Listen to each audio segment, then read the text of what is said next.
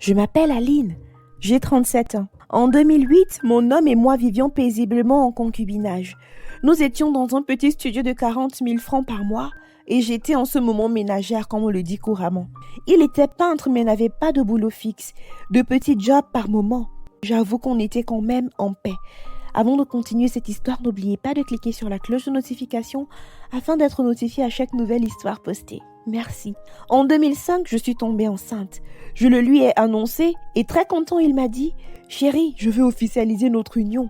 Mais comme on n'a pas assez d'argent, nous allons inviter 15 personnes chacun et célébrer notre mariage à la mairie parce que tu viens de m'offrir le plus beau des cadeaux. » C'est ainsi que chacun de nous a informé sa famille respective.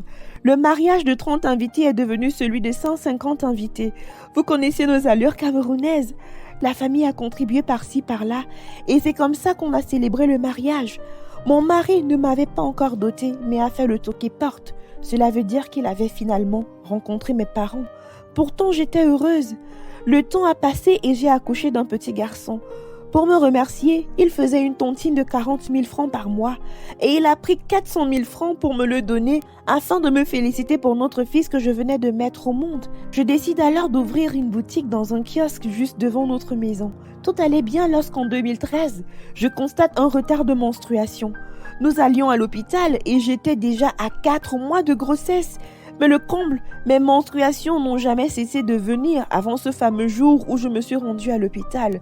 J'ai un niveau d'études de BTS, brevet de technicien supérieur en action commerciale et de force de vente. Mon mari, à lui, a un CAP, certificat d'aptitude professionnelle en mécanique auto. Malgré la modeste vie, nous étions tous heureux. Bref, c'est ce que je me disais. La boutique tournait quand même et j'arrivais à épargner 35 000 francs provenant des bénéfices de la boutique chaque mois. Avec le temps, j'ai fait un petit début de boisson et je rendais compte à mon mari de tous les bénéfices. J'ai eu des complications pour ma grossesse et il a fallu que j'accouche par césarienne de notre fille car elle se présentait par le siège. Mon mari, n'ayant rien comme économie, a dû prendre celle du débit de boisson pour régler la facture de l'hôpital. En ce moment, il ne trouvait plus de petits jobs à faire et la boutique a chuté car la césarienne a fait que je n'exerce plus de petites activités. Même manger était difficile et c'est ma mère cultivatrice qui m'envoyait des vivres frais afin qu'on puisse tenir les deux bouts. Un soir, alors que mon bébé avait 3 mois, mon mari a voulu qu'on ait des rapports intimes. Je lui ai alors dit qu'il faudrait qu'on utilise un préservatif car on ne pouvait plus se permettre d'être indélicat avec notre état financier précaire. Il s'est mis en colère et s'est mis dans tous ses états au point où il s'en est même allé dormir dehors. C'est d'ailleurs la toute première fois qu'il avait découché. J'ai appelé ma mère au village pour lui expliquer la situation car j'étais au bord des larmes. La galère, les problèmes et même la libido étaient en baisse. Du moins, j'étais au plus bas. Ma mère m'a conseillé alors de faire le planning familial. Là, je n'aurais plus à dire à mon époux de se préserver pour l'acte intime et que c'est parce qu'il n'était pas beaucoup instruit qu'il l'a mal pris. Car c'est normal et ce n'est pas un problème qu'une femme propose à son homme, vu la situation dans laquelle nous étions en train de vivre. Pourtant, c'était pour notre bien commun. Le matin venu, j'ai laissé les enfants à une voisine et je me suis rendue à l'hôpital avec un billet de 10 000 francs en poche pour prendre un implant contraceptif. Au retour, je me suis retrouvée à la maison avec monsieur dans notre chambre et la maison sens dessus-dessous. Je lui ai demandé pourquoi il y avait tout ce désordre et il m'a dit qu'il cherchait ses 10 000 francs. Je lui ai expliqué que j'ai utilisé ces 10 000 francs pour aller au planning familial et me faire poser un implant et il n'aurait plus besoin de se protéger et moi, je n'aurais plus à avoir peur de concevoir vu notre situation financière.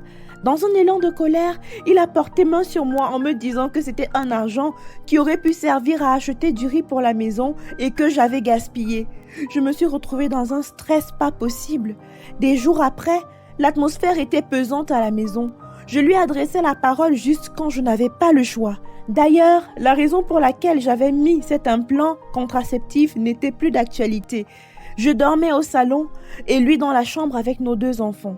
Comme la boutique me donnait 35 000 francs par mois, j'avais cotisé près de 920 000 francs et c'était à la maison à l'insu de mon mari, car je comptais agrandir la boutique et ouvrir une petite cabine téléphonique aussi. Avec ma césarienne, le débit de boisson, lui, est tombé à l'eau. Je ne sais honnêtement pas comment il avait géré, mais il m'a dit qu'avec les économies du débit de boisson, il avait payé la césarienne. Je n'ai pas discuté, puisque c'est lui qui m'avait donné les 400 000 francs et que j'ai pris pour ouvrir la boutique. J'étais juste reconnaissante envers lui, si on peut le dire ainsi. C'est ce qui fait que je ne lui avais jamais demandé des comptes par rapport à l'argent du débit des boissons. Il est le seul garçon parmi des filles. Il avait sa mère, ses sœurs et ses cousines. Ma belle famille ne nous soutenait pas dans nos difficultés financières. Ma belle-mère était le genre qui pouvait même passer des mois sans passer chez nous. Elle était plus présente chez ses filles qui avaient des maris financièrement stables. Et du coup, elle et moi ne parlions pas beaucoup, à part pour des salutations et la prise de nouvelles des enfants. Depuis les moments difficiles, elle ne nous avait jamais apporté même un verre de riz. C'est plutôt moi qui, lorsque ma maman nous ravitaillait, partais lui donner aussi sa part, afin de profiter pour lui dire un bonjour. Un jeudi, mon mari m'annonce qu'un de ses amis a perdu son père et il devait aller aux funérailles et ainsi soutenir son ami dans son village. Le vendredi, j'ai fait le sac de mon mari. J'ai pris une brosse à dents, une petite serviette, un pull au vert, un pantalon et des tricots, juste pour que le week-end soit en effet préparé. Il est revenu vers 14 heures, a regardé son sac et m'a grondé. Il m'a demandé d'ajouter plusieurs pulls au vert et encore plus de vêtements, chose que j'ai fait sans discuter. Le soir, il s'en est allé. Le lendemain matin, un samedi, je m'attendais à ce qu'il m'appelle pour me dire qu'ils sont bien arrivés, son ami et lui, mais rien. Le samedi soir, j'ai appelé mon mari, mais l'appel ne passait pas. Je me suis dit que ça pouvait être un problème de réseau puisqu'au village où ils sont partis, il n'y avait pas de communication. Je suis restée tranquille avec les enfants. Dimanche soir, aucune nouvelle. Son téléphone était toujours inaccessible. Inquiète, j'ai prié et je suis allée me coucher avec la peur dans le ventre. Le lundi, pareil. J'ai décidé d'appeler son ami en question pour lui demander comment se passaient les funérailles de son père. J'ai alors expliqué à son ami que mon mari avait voyagé depuis vendredi pour se rendre à son village pour les funérailles. Il m'a dit qu'il n'avait jamais vu l'ombre de mon mari aux funérailles. Mardi, j'ai laissé mon bébé qui était encore au sein et mon premier fils chez la voisine. Et je suis allée dans des agences de voyage pour me renseigner et voir s'il n'y avait aucun accident de la route survenu par un des bus qui avait quitté l'agence. Mais toujours rien. On m'a dit que tous les bus qui sont partis ce vendredi-là, pour quelconque destination, sont revenus sans problème. J'étais bouleversée et mes mains tremblaient. J'ai appelé ma mère toute confuse, puis je me suis mise à pleurer en plein carrefour.